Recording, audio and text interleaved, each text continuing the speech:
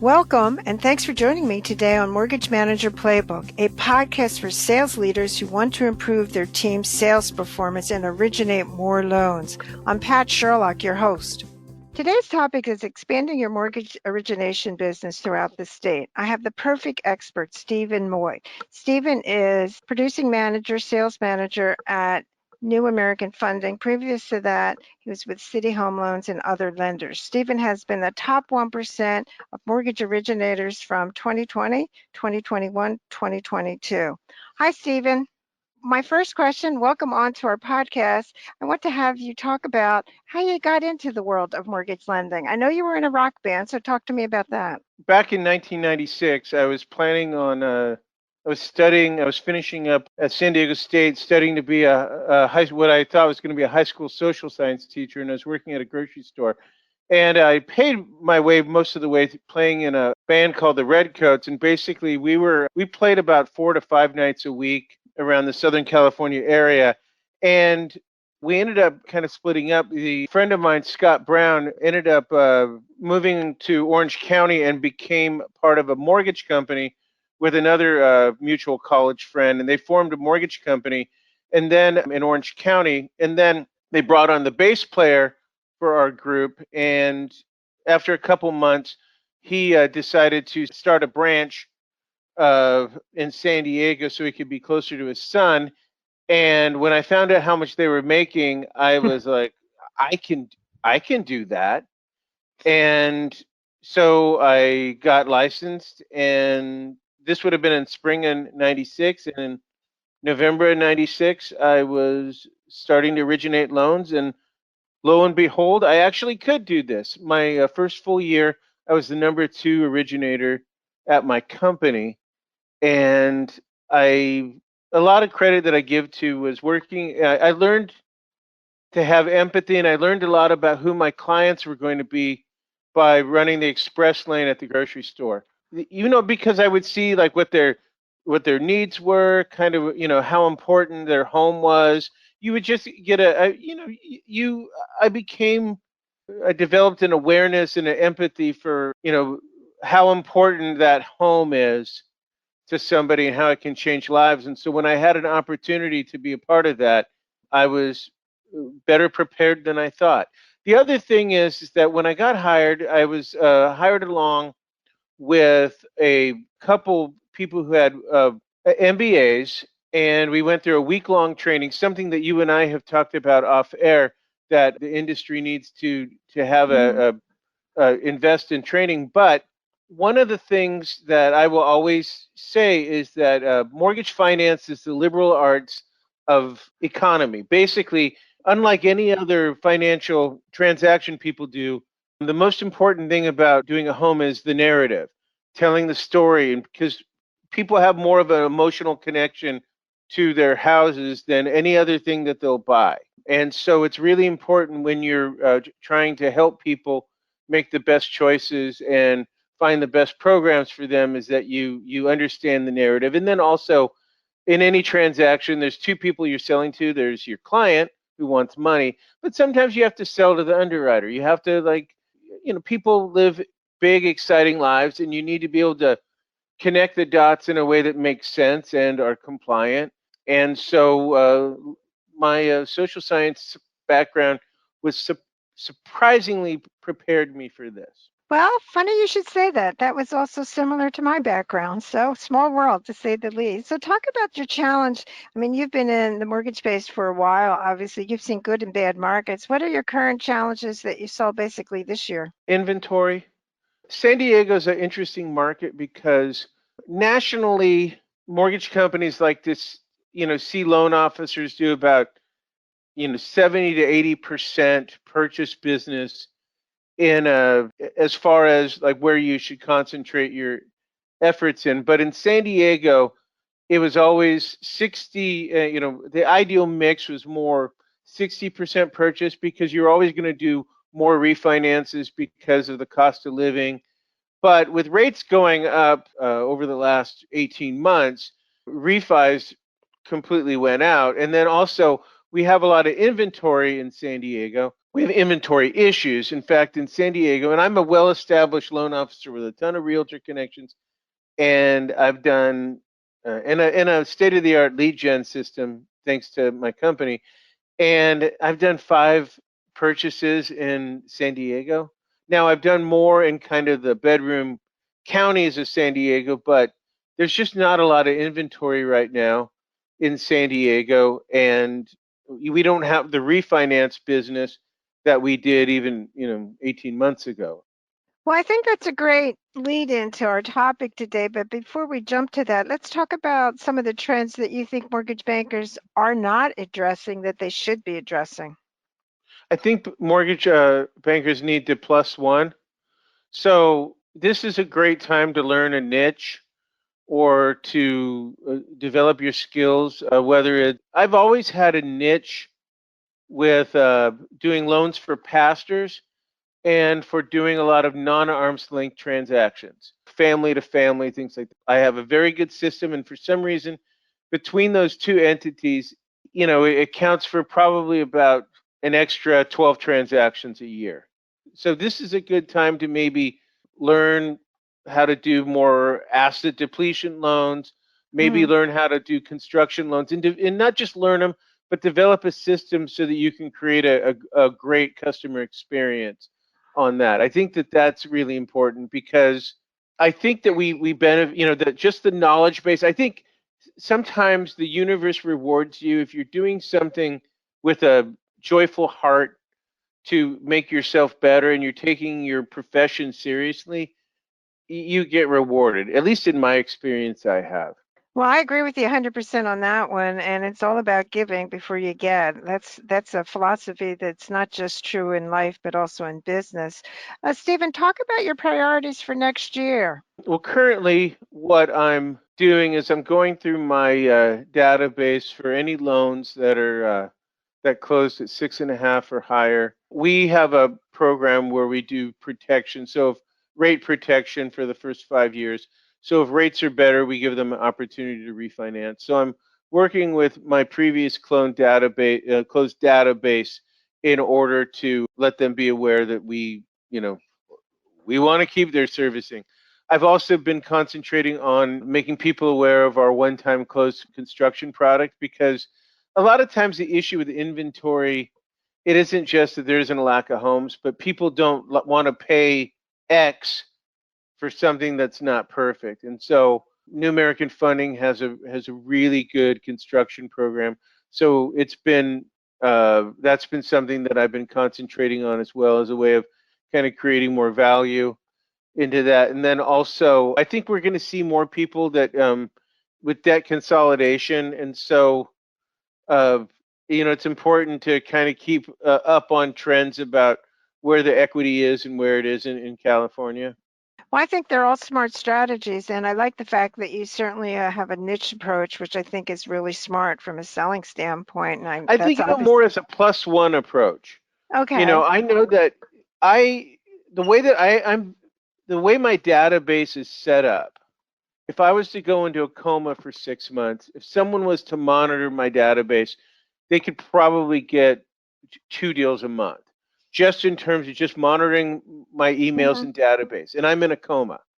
And so if I know that I'm 2 loans in just being in a coma, then what I have to think about is what are ways to on top of to build on that are outside that realm. And so I call it like a plus one strategy. I want to look for loans that other people can't do, won't Hmm. do, and plus one on that. Well, I think that's very smart, and that's obviously why you've been successful for such a long time. So let's move into talking about our main topic today about expanding your origination business throughout the state. You've already talked about the topic that in your particular area, the inventory is really small. And so talk about this whole issue of why you decided to go throughout the state of California, which is obviously large. Well, I've always had a presence throughout California, even though obviously the realtor referral thing tends to be more can be more local. Though I've found some strategies that have overcome that for me. Mhm. but it's like dollar cost averaging. Doing a loan in San Diego, it's a great market because purchase prices are good enough that you don't have to just do jumbo, and obviously conventional and government loans are more profitable for the company, and we're able to offer better margins for our clients. But there's not necessarily not a lot of new construction, things like that. So being in like just north of me, there's Riverside County. Well, there's a lot of building there. That's a good area to be able to develop in. And the thing is if you're a good loan officer, there really is a reliance on making sure that your customer experience is good, that your reviews are honest but favorable, and that you have to over communicate because you know sometimes a lot of times there's an advantage if you can meet with the client in person, but it's less important for loan officers than it is for like realtors to have face to face. One of my strategies when I do get a lot of, I'm now in a situation where I do get a lot of leads that have nothing that are out of my area, and I'll come across someone who doesn't. 60% of those don't have realtors. Now, how do he or she who controls the lead controls the loan. So how Mhm. do I maximize that lead so that I maximize future referral relationships? What I've been doing is I'll contact the local realtor in my area who maybe is struggling with inventory issues and stuff like that, and I'll ask them for the referral in, say, Fresno or San Jose. And I won't I won't speak to the referred agent until my referring agent has a signed referral fee agreement. So the agent that I ask the referral for gets a 25% buyer side commission of the buyer side commission. And now I have two agents to wow because I have two agents to update. The referring agent, hey, Sam's under contract. Appreciate that. File's going well. And then obviously I'm contacting the agent that's actually working the deal and we're doing our things. But so I basically have developed a system where I get 2 for 1 out of that. And obviously, if you control the lead, you control the loan. You can have a ton of coffee dates with realtors, but you're more likely to you get the attention of better agents when you have something more than coffee or lunch to offer. So, Stephen, talk about so you're obviously getting the lead through different marketing efforts that you're doing, and then you're using that to leverage into other part of obviously the state. So, is this a social selling media kind of methodology that you're using to get to get the bar lead, and then obviously you're tapping into the people that you know, or talking about how that actually works for you? My database is very large, and I do a weekly newsletter. Plus, with my CRM, I'm making sure that campaigns are up to date, and I'm staying up on that. And then New American Funding has a program that we can opt into for leads, and their system is really, it's really cutting edge as far as getting in touch with the clients. Plus, they have a lot of other ways of kind of leveraging business. So um, that part, so opting into the company leads also gives me an advantage in terms of being able to develop relationships with other realtors. And they also have a realtor referral program that is of great benefit to the client as well. So and obviously if I use that, now I have another realtor in my database who's had personal experience with my procedures and my technique. And then also I'll do a lot of networking with financial planners, attorneys, and things like that. You just have to do a lot of everything, but you have to do it consistently. It's like when someone does social media and they do one post and then they say, "Oh, I didn't get anything from it." Social media sucks, and it's like, you have to lay the groundwork. You have to do it consistently. whether you're doing social media posts, or you're doing, or you're doing a newsletter that goes out, or you're doing LinkedIn. And LinkedIn is a something that I use for building credibility along with a lot of my review sites. So one of the things that I'll do when I do, especially this is especially important when I speak with someone from out of the area, is you have to build trust and make them. And so as soon as I'm on the phone with them, I send them my contact information, and I send them a link to over 265 five-star reviews. So even if Sam is talking to, he's in a, tiny mountain town where there's one mortgage company, Joe's Oil Change, Notary, and Mortgage Emporium.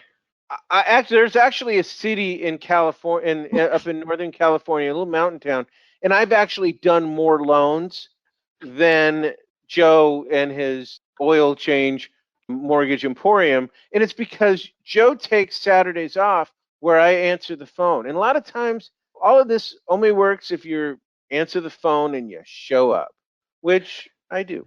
Well, that's a smart strategy. There's something to be said for that. So, are you someone that uses, let's say, do you conduct like Eventbrite presentations, or are you doing Facebook live streamings, or what type of social selling strategies are you doing? I'm doing a lot of reels. We have a really good person here, Raquel Boras, who's been a real mentor with me about that. And there was something that she said, because a lot of times in my if you go on Instagram, you'll see a newer loan officer and they'll really good content, and then you look up their production and you're like, "Ugh, how can you be the expert? You've done 2 loans in the last 14 months." But she said something to me, and she did a reel about this, but it really resonated with me, is that experienced loan officers leave a huge vacuum when we don't share our knowledge. We need to tell our stories about our successes, and we can't leave that to the better looking, more technically adept loan officers. So I do a lot of reels. I do a lot of stuff on LinkedIn. LinkedIn is a great way to also make people know, like, and trust you, because obviously it like gives your whole resume, but also it scores high in the search engine. So if somebody Googles me, they're going to come on my experience.com reviews, 255-star reviews. Google, there's going to be 35 five-star reviews. They're going to see LinkedIn, and they're going to see a lot of information there. And so that helps. And obviously doing the reels kind of give a sense of my dry sense of humor. And I've had a lot of success with those, particularly with younger, newer buyers, because my dry sense of humor tends to kind of come off kind of well at that point. And it's not, it doesn't come off as try hard. At least that's what the cool kids are telling me. So, you got to balance it. Well, I enjoy that myself. So, you have a great sense of humor. So, when you look at the database, how large is your database? I'm just 5,000 curious. plus. Okay. And so, in a given year, what percentage do you add to it? Probably about 400 a year. Yeah. So, you're active for sure. Oh, absolutely. Actually, we did a called the LBC Local Buyer Connect referral program, and they asked. I've been the leader in the company for the last 4 years, and so we've been trying to quantify what the multiplier effect of that initial lead was. And the problem is a lot of loan officers won't be honest about, if they think there's an incentive, they won't necessarily be honest about how many how many loans an initial lead ended up, whether it's like by referral, going back to a client and stuff like that. But I actually went through my database and did like a diary of this. This was just done yesterday, and on 200, I think 180 loans that I closed in that program, 60% of them had an exponential benefit to the company ecosystem, whether it was a realtor referral, multiple clients, realtor referring business back to us, things like that. And the thing is that that's where the database, again, it comes down to the plus ones and stuff.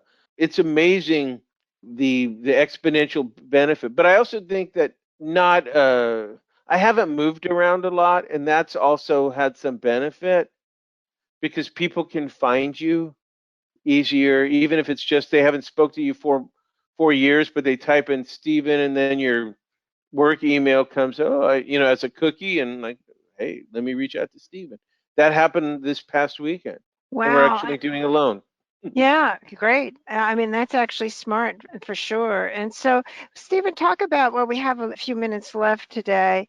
Talk about this whole issue. So, you would say, obviously, in your own experience, that when loan officers talk about, and you're in basically a high-priced area in San Diego, you move to the next territory. In your case, you have all of California. So, this whole idea that you can't do business out of another part of the state is really false thinking. What are your thoughts on that? It absolutely is. The thing is that if having someone you could sit across the desk face to face, but if they don't listen to you, if they don't offer you options and empathy and a strategy, I mean, the thing is that if there, I will tell clients that you may find a loan officer that's as good as me, and there's a lot of good loan officers, but you're not going to find a lot that are actually better than me. And, I mean, there's a lot of loan officers who do a lot of production, but that do more production than me. But if we were to be in the same room and talk loans, there wouldn't be an Einstein among us. There'd be just a lot of very good, competent loan officers who care about their clients. But a lot of people that are in the business don't take it as just the professionalism and the ability, the knowledge that comes from 27 years. So this past Saturday, a borrower called me Saturday morning. It was a lead that came through. Was buying a very large property, and he was in San Diego, and he had some questions. He was a first generation on a visa, very accomplished person. And so I said, well, why don't you meet at my office? And so a couple hours later, he was in my office, and I went through just how mortgages are priced, like what his program is, what guidelines we were. We spent a half an hour, and he was still kind of like his realtor was pushing him on to use another company, and he was like, "You were a really nice person. You answered my questions. I'm going to go with you." And so we got the contract yesterday, and it's already with our underwriter. So just showing up and being present, sometimes it means being willing to tell the truth. Whether it's like I can't compete with the builder's concession right now, but I'll be darn sure to mark when your loan closes, and I'm going to contact you for the refi. I always set my clients up for the next loan when we're closing the first one. Meaning that there may be opportunity, and I want a client for life. Well, that's very smart, and obviously that's why you've been successful for so long. And so I want to thank you for sharing your wisdom today, Stephen, and certainly sharing all of the strategies that you use. And I want to thank our listeners for listening to our podcast. And you certainly can catch up on all our episodes by going to www.patsherlock.com and subscribe. Thanks so much, Stephen, and certainly Thank LinkedIn with Stephen.